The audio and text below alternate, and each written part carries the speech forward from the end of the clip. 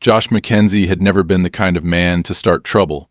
He had lived in the same modest house for nearly 15 years, kept to himself, and took care of what was his. His home was his sanctuary, a place he had put countless hours into maintaining.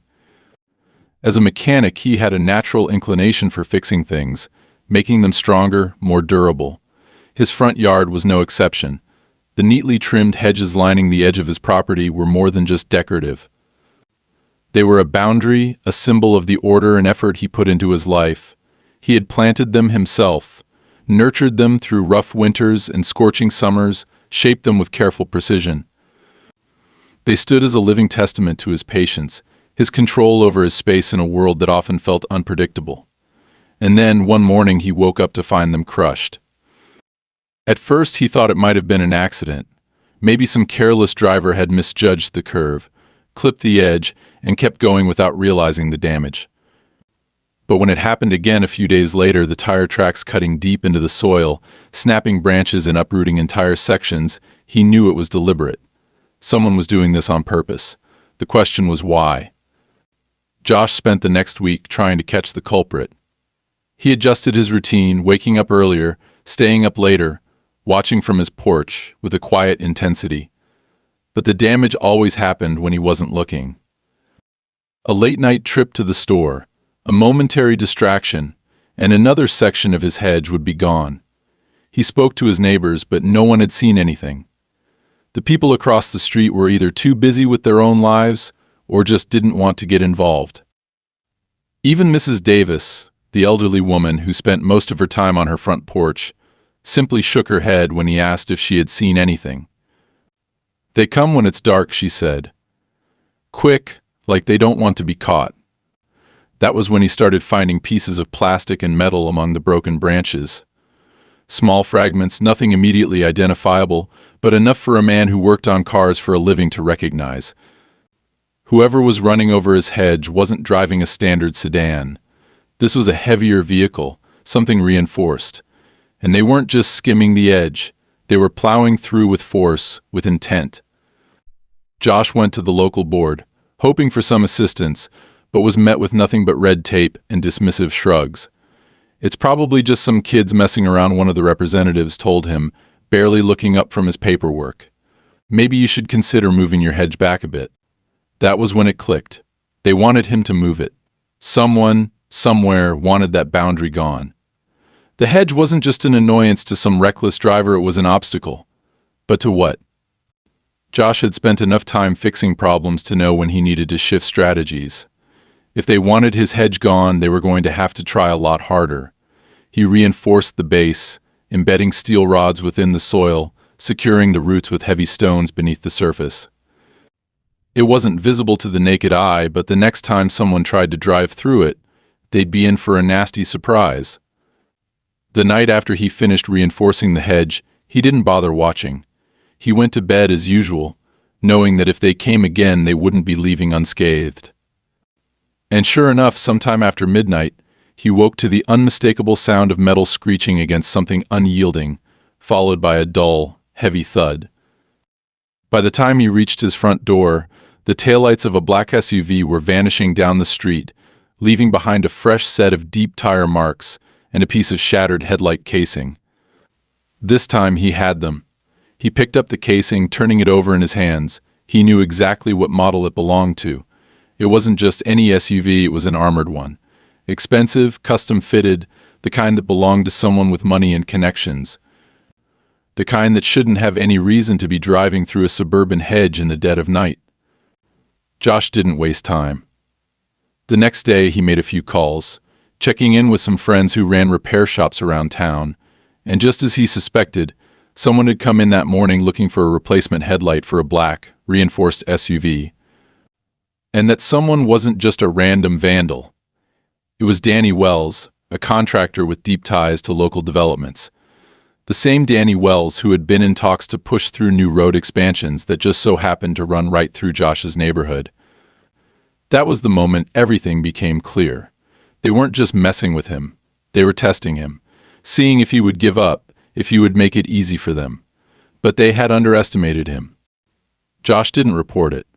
He didn't make threats. He simply waited. He knew they would come again, and when they did, he'd be ready.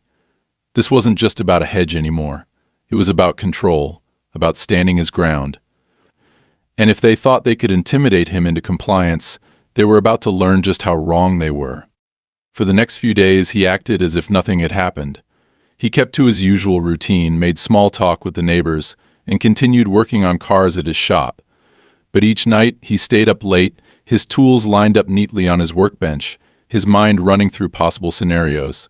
He knew they would be back. 3 nights later, he was proven right. Around 2 a.m., the distant rumble of an engine approached. He stood in the darkened living room, watching through the blinds as the same black SUV slowed to a crawl in front of his house.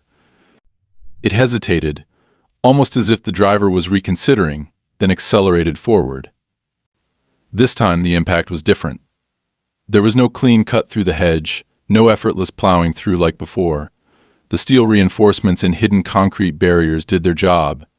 The SUV slammed into an unmovable force, the front end crunching inward with a sickening screech of metal. A loud curse echoed in the night as the driver threw the door open. Josh stepped onto his porch, arms crossed, watching as Danny Wells himself stumbled out of the vehicle, his face twisted in pain and rage. The man was clutching his wrist, probably injured from the sudden stop, but what caught Josh's attention was the small duffel bag that had spilled out of the passenger seat. Even in the dim street lights, he could see the stacks of paperwork, documents, and something that looked a hell of a lot like blueprints. "Son of a bitch," Danny muttered, kicking the damaged vehicle. His rage turned to something else, fear, when he noticed Josh standing there. Josh tilted his head slightly. "Having car trouble?" Danny glared but didn't answer. He was already pulling out his phone, probably calling someone to come pick him up. Josh didn't move. He let the silence stretch between them, let Danny stew in the knowledge that he had been caught. Not by the police. Not by some reporter. By the one guy he thought would be easy to push over. That's when Josh made his decision. He wasn't going to the authorities. He wasn't going to file a complaint. No, this was bigger than that. If they wanted to play dirty, he was more than ready. Josh woke up early the next morning, still replaying the events of the previous night in his mind. The image of Danny Wells standing beside his wrecked SUV, cursing under his breath, was burned into his memory. The damage to the vehicle had been substantial: crumpled hood, shattered headlight, and a leaking radiator. The bastard had learned the hard way that Josh wasn't just going to roll over. But that wasn't what stuck with him the most. It was the duffel bag that had spilled open, the stacks of documents and blueprints inside. Josh had spent enough time around construction workers and contractors to recognize blueprints when he saw them. They hadn't been related to any simple road expansion or public project. Those were private plans, something that wasn't meant to be seen by just anyone. And Danny had reacted fast, too fast, scrambling to shove the papers back into the bag like a man protecting a secret. That's when Josh knew for certain this wasn't just about him. He poured himself a cup of coffee, sat at the kitchen table, and started thinking about his next move. Going to the authorities was out of the question. People like Danny Wells didn't operate without covering their tracks, and if he was involved in something shady, odds were good that he had enough influence to make any official complaints disappear before they even reached the right desk. No, Josh needed to figure out what was happening on his own, at least enough to know what he was dealing with. The first step was information. He spent the afternoon making some calls, reaching out to a few old contacts who had worked in construction and land development. He kept the conversation casual, just a guy looking to stay informed. Eventually, he got what he needed. There had been rumors circulating for a while now, whispers about a private real estate deal happening under the table. A new development project, something big, but nothing had been officially announced. The only people who seemed to know the details were those who had direct ties to the contractors involved. One name kept coming up: Wells Development Group, Danny's company. Josh sat back in his chair, exhaling slowly. If Danny was pushing for some kind of major real estate deal, it made sense that he would want Josh out of the way. His property was an obstacle, the last privately owned lot standing in the way of whatever was being planned. That explained the intimidation tactics. First, they tried to make his life miserable, hoping he would cave and move out. When that didn't work, they escalated to actively destroying his property. And now, after last night, he had physically cost them money. Josh chuckled to himself. He bet Danny wasn't happy about that. By late afternoon, he decided it was time to take a drive. He had noticed something strange the night before, the way Danny had immediately checked his phone after crashing into the hedge. It wasn't just a call for help. He had been texting someone, updating them. That meant there was someone else in this equation, someone Danny reported to. Josh knew exactly where to start looking. He drove across town to a commercial district where Wells Development Group had an office. It wasn't a flashy high-rise, just a modest brick building with tinted windows and a logo slapped onto the glass door.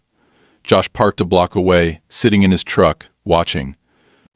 After about 30 minutes, he spotted Danny's SUV, or what was left of it. The front end was still wrecked, but it was parked in the lot behind the building. He wasn't alone. A black luxury sedan sat next to it, the kind of car only people with real money drove. Josh watched as a man in a dark suit stepped out of the sedan and walked into the building without even glancing around.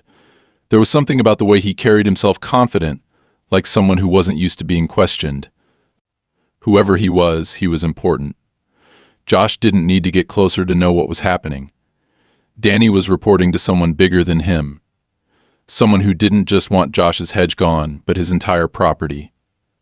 For the first time, Josh felt something different from frustration or anger. He felt curiosity, and curiosity could be dangerous. The next few days were tense. Josh knew better than to make himself an obvious problem, so he kept his head down, waiting to see what they would do next. He didn't have to wait long. On Tuesday morning, an official-looking letter arrived in his mailbox. The return address? Wells Development Group. Josh tore it open and skimmed the contents. It was a buyout offer. A generous one, too far more than his property was actually worth. But the wording of the letter wasn't friendly. It was cold, clinical, filled with legal jargon that made it clear this wasn't just a request. It was an expectation. They wanted him gone. Immediately, he set the letter down, rubbing his jaw. They were done playing games. That night, Josh was in his garage, working on an old carburetor, when he heard footsteps outside. Slow, deliberate. Not the casual stride of someone passing by.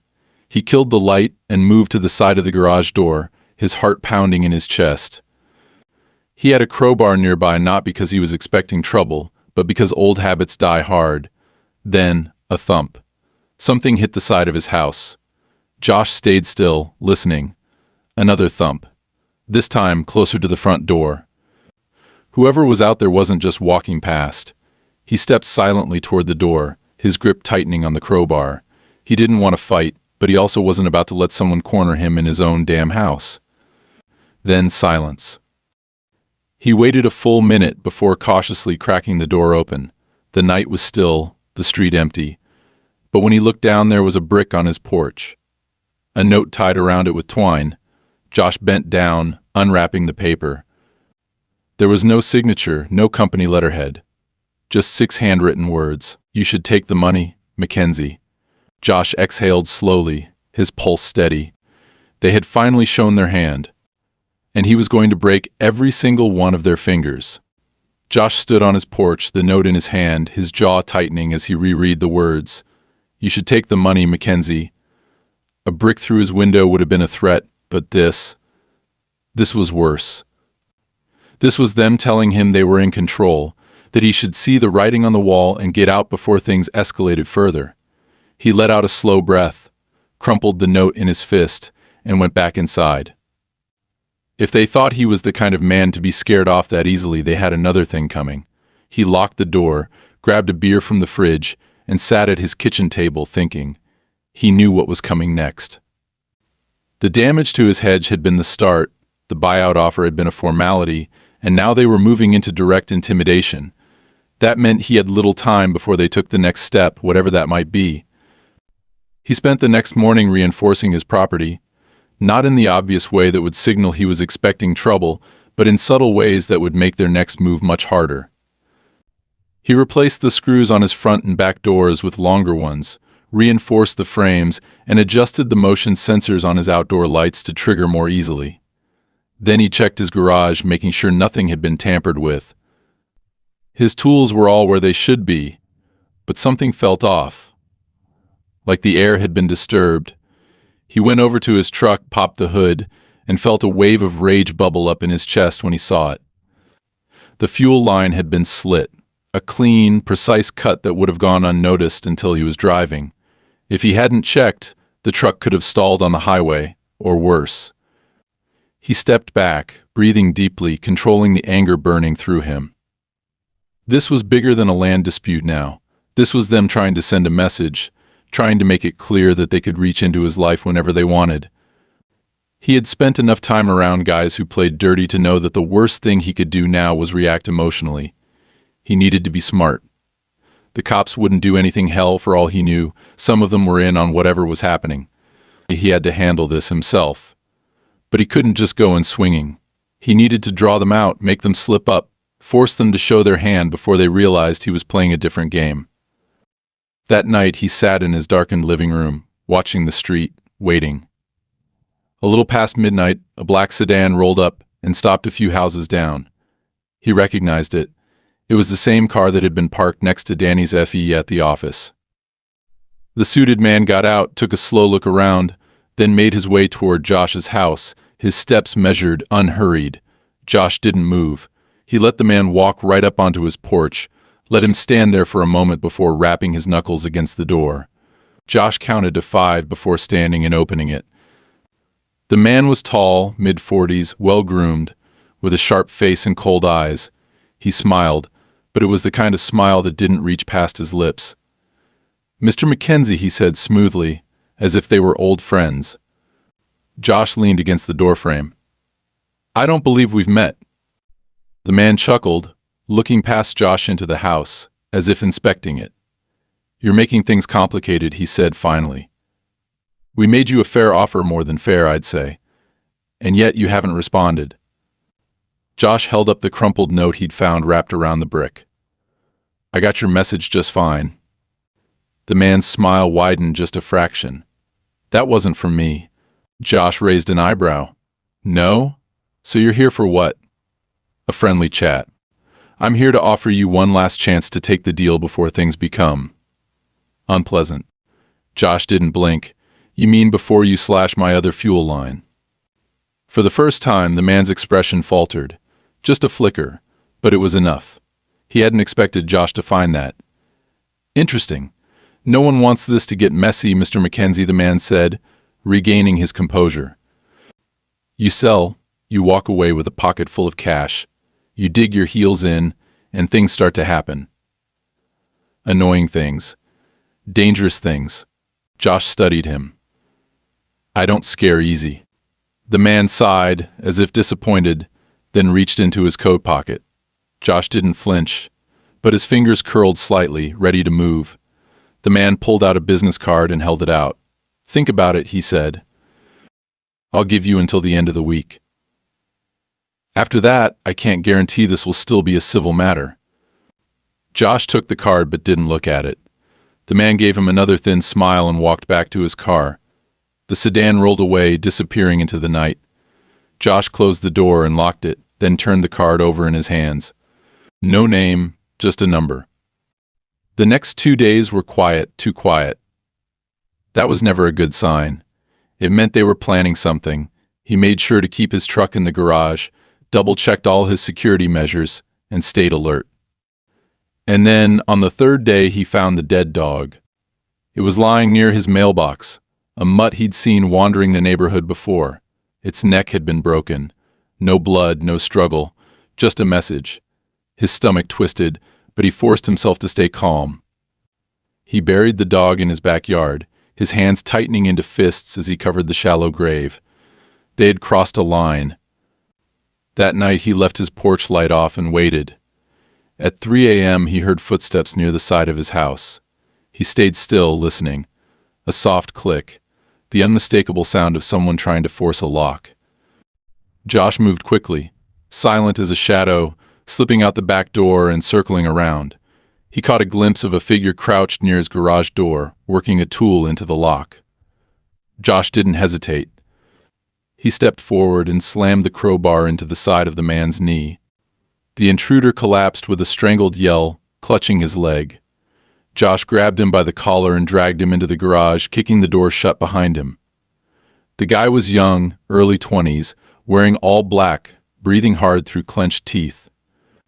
Josh knelt down, gripping the crowbar tightly. "Who sent you?" The guy gritted his teeth, refusing to speak. Josh pressed the cold metal against his throat. "Try again." A long silence. Then the kid exhaled sharply. "Wells," he muttered. It was Wells. Josh felt something cold settle in his stomach. He let go of the kid, stepping back. "Get the hell out of here," he said, "and tell Wells he made a mistake." The kid scrambled to his feet and limped off into the night.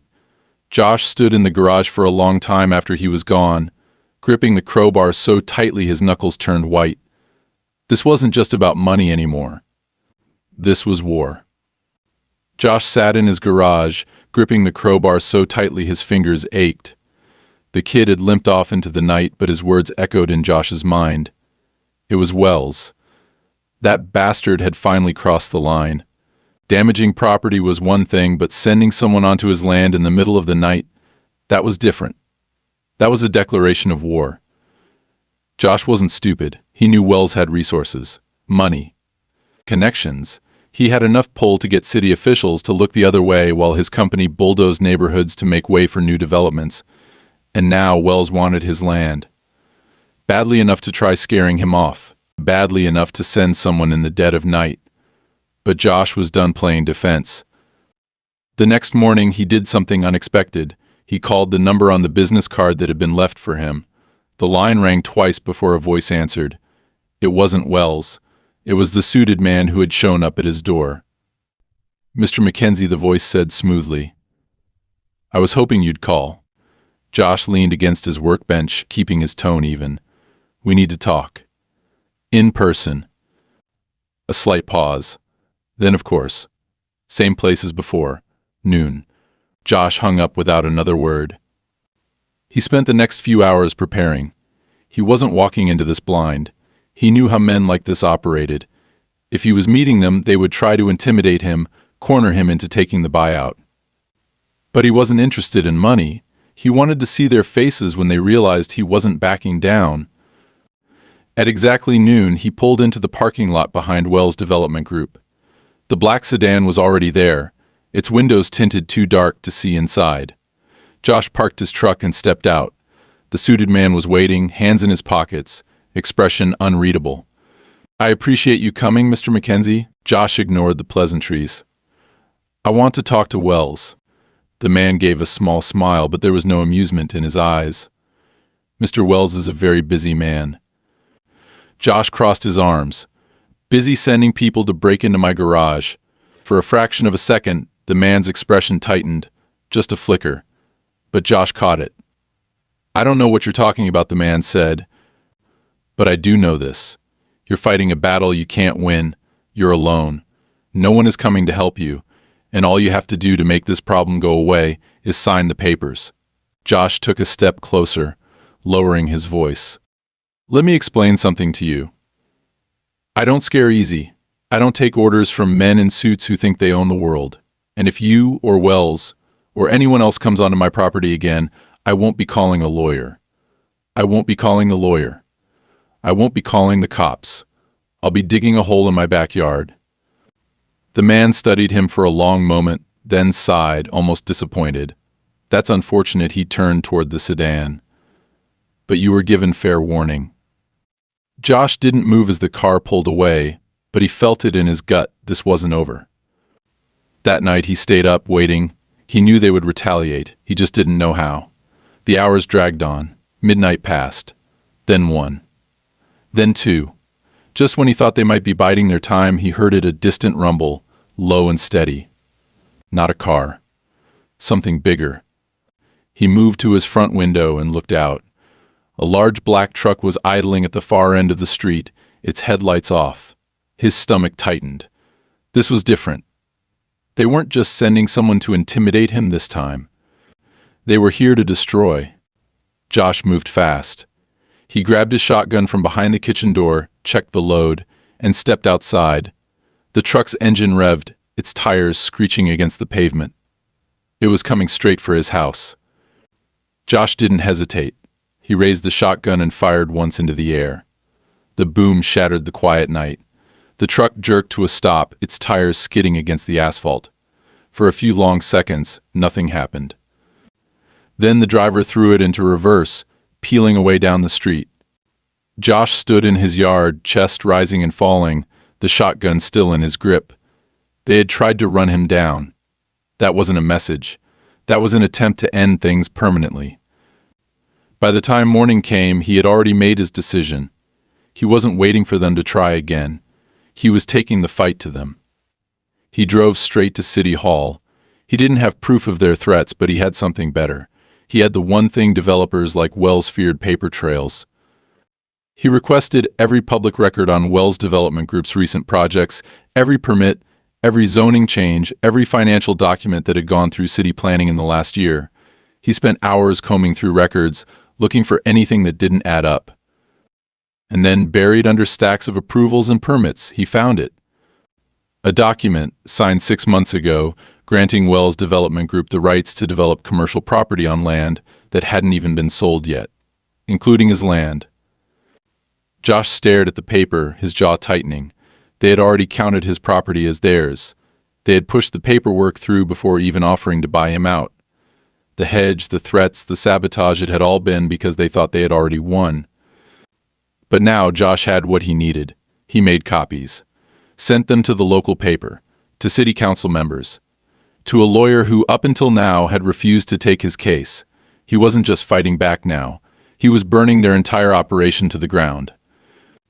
That night, as he sat on his porch with a beer in hand, he waited for the fallout. And it came faster than expected.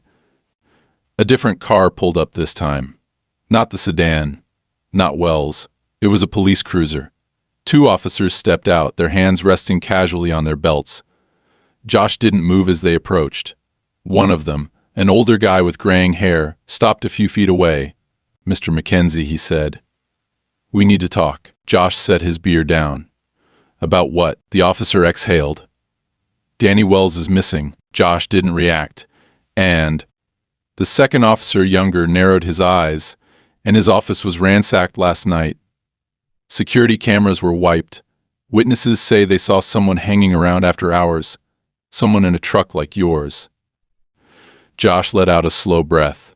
He knew what this was. Wells had vanished, and now they needed a scapegoat.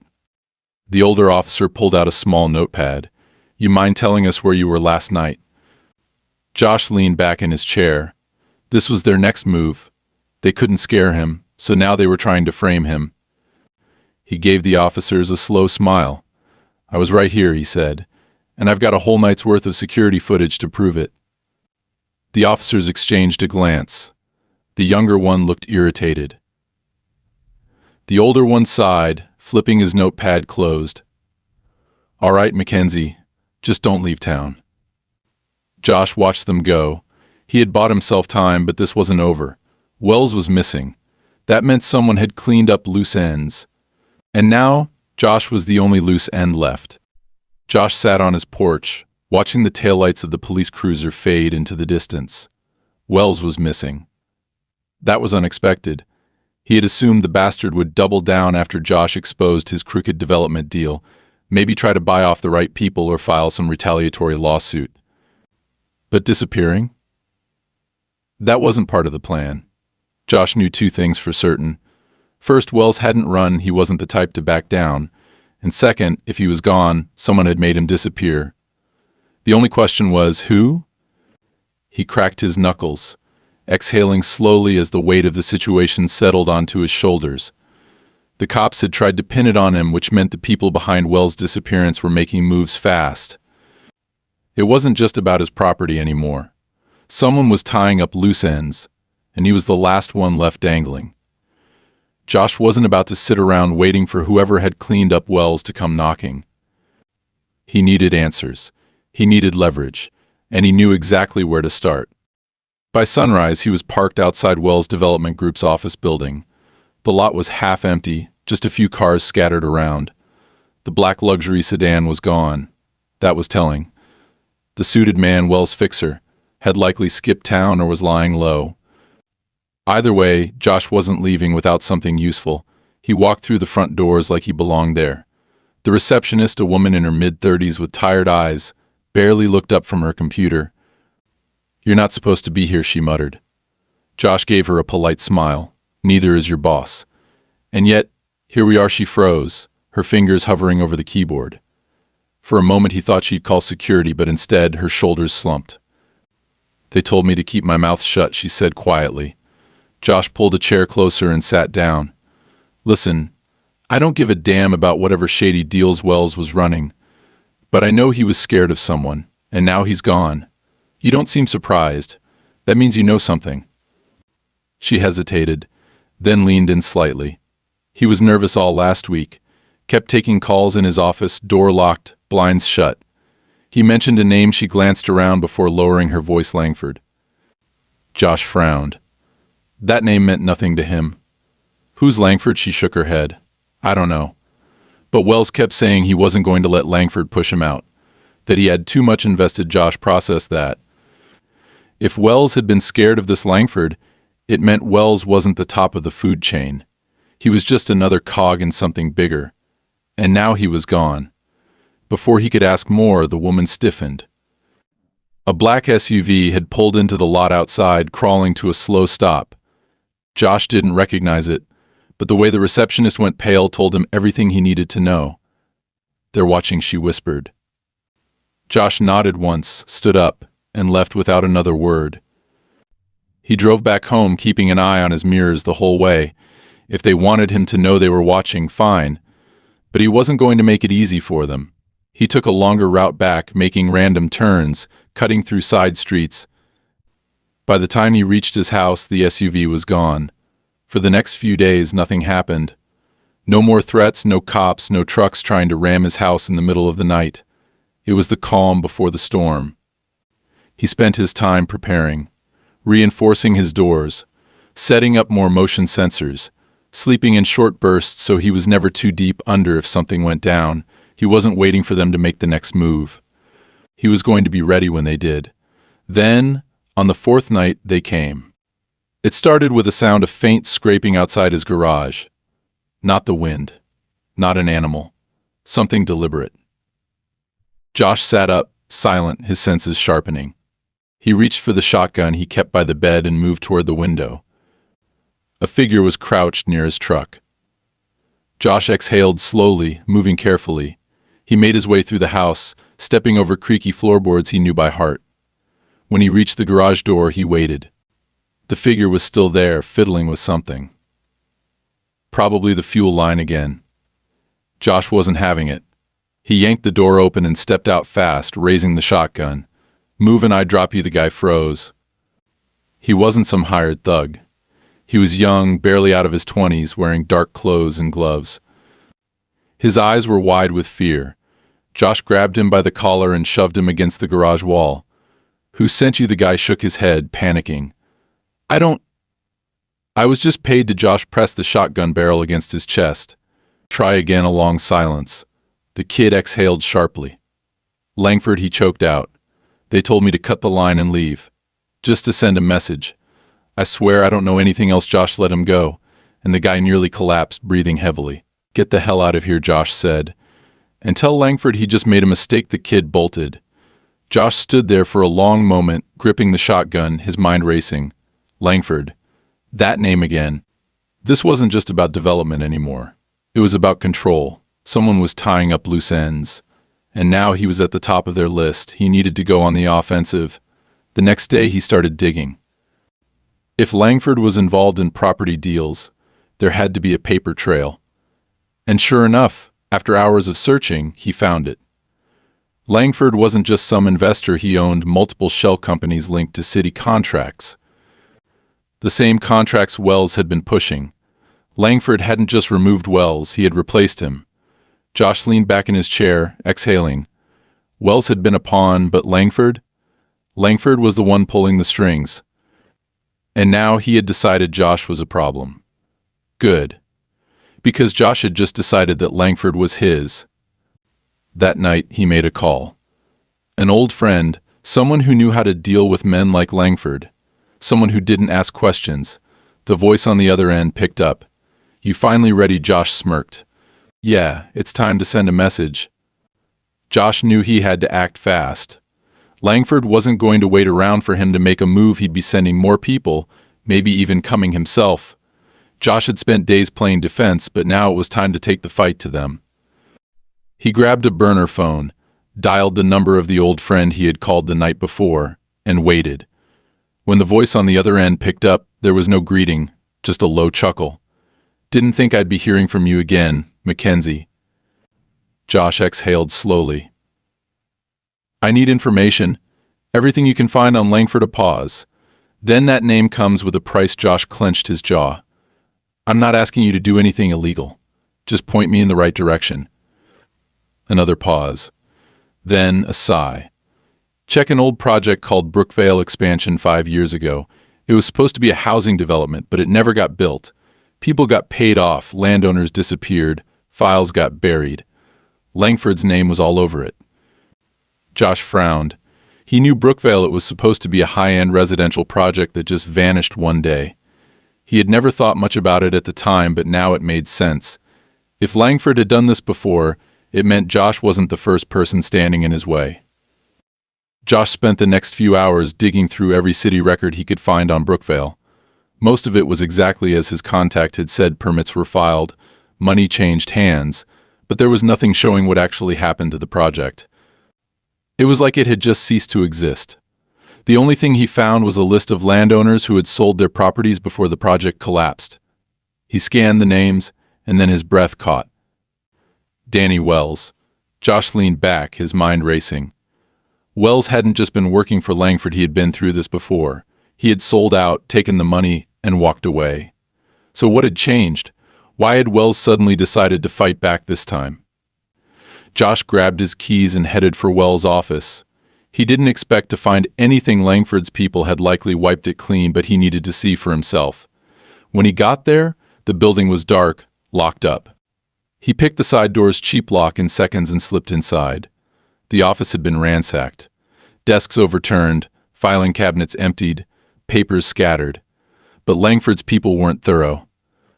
Josh sifted through the mess until he found what he was looking for, a manila folder stuffed beneath a desk. Inside were copies of internal emails, printouts of financial records, and one document that made Josh's blood run cold, a letter from Wells to Langford, dated 3 weeks ago. It was short, direct. "I know what you did in Brookvale. I won't let you do it again. Either you cut me in, or I go public." Josh exhaled slowly, realizing what had happened. Wells had gotten greedy. He had seen Langford's new deal and wanted a bigger piece of the pie.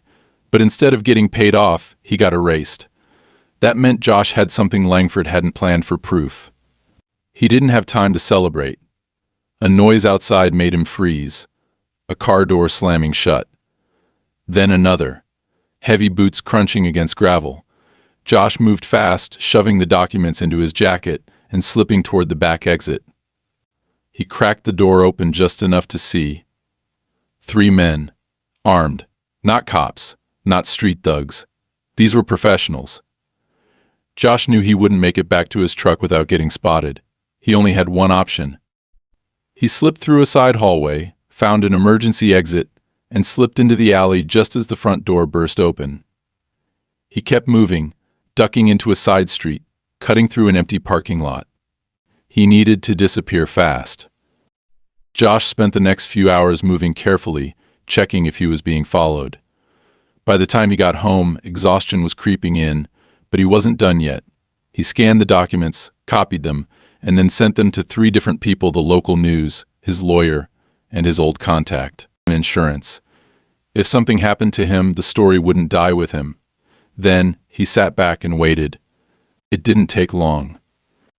By morning, Langford's name was all over the news.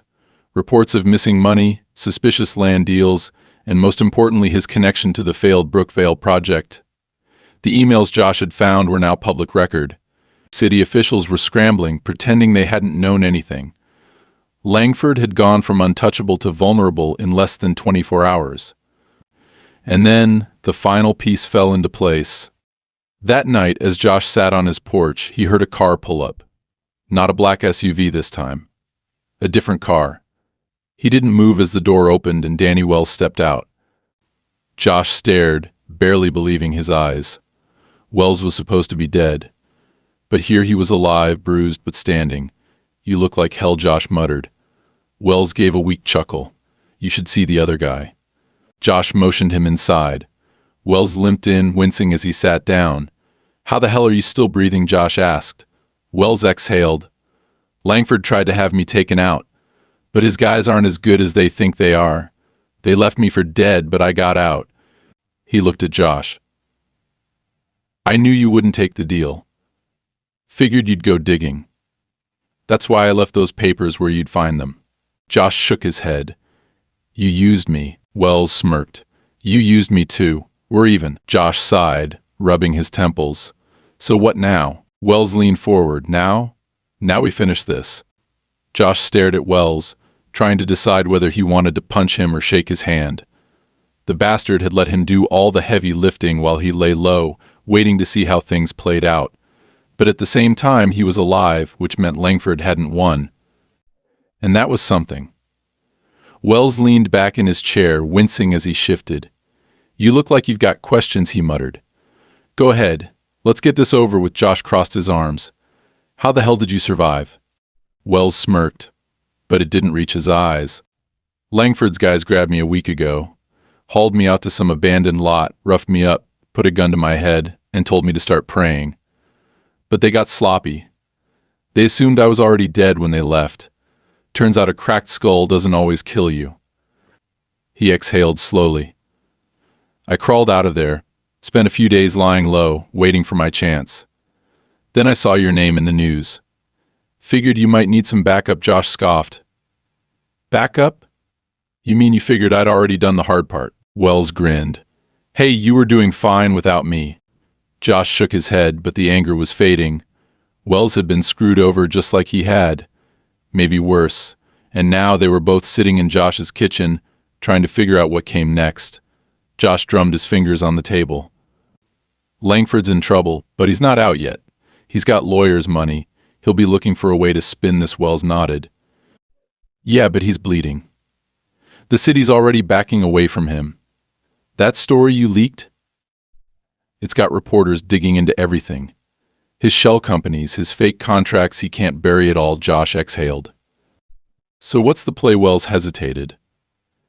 "I know a guy. Someone who can get into places most people can't. He can dig up the kind of dirt that makes people like Langford run." Josh narrowed his eyes. "What kind of guy?" Wells just smirked. "The kind you don't ask questions about." Josh didn't like it, but he wasn't in a position to be picky. Langford had already tried to kill Wells. If they let him recover, he'd come after both of them next. Josh leaned forward. "Fine. But we do this my way. No more surprises." Wells raised his hands in mock surrender. "Whatever you say, Mackenzie." The next few days were a blur. While the media kept hammering Langford, Wells contacted whoever the hell he was dug deeper. And then they found it. A bank account. Not in Langford's name, but connected to one of his shell companies. Millions of dollars wired offshore, funneled through dummy corporations. More than enough to prove fraud. Enough to put Langford away. Josh stared at the numbers on the screen, shaking his head. "How do we get this in front of the right people?" Wells grinned. "Already handled." The next morning, the headlines broke. Massive land fraud scandal, Langford under investigation. City officials scrambled to distance themselves, and by noon, Langford's office was raided. By the end of the day, he was in handcuffs. Wells poured himself a drink in Josh's kitchen, raising the glass in a mock toast. To poetic justice, Josh just shook his head. To making sure no one tries this again, Wells smirked. Same thing. By the end of the week, it was over.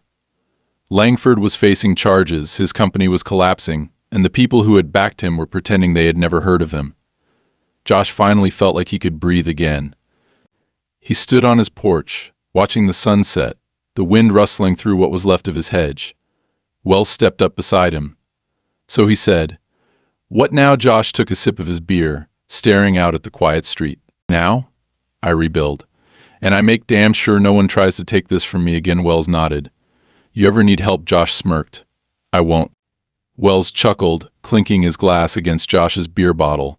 Suit yourself, then he walked off, disappearing down the street. Josh watched him go, then turned back to his house, his land, his home. It had cost him more than he ever expected, but it was still his. And that was all that mattered.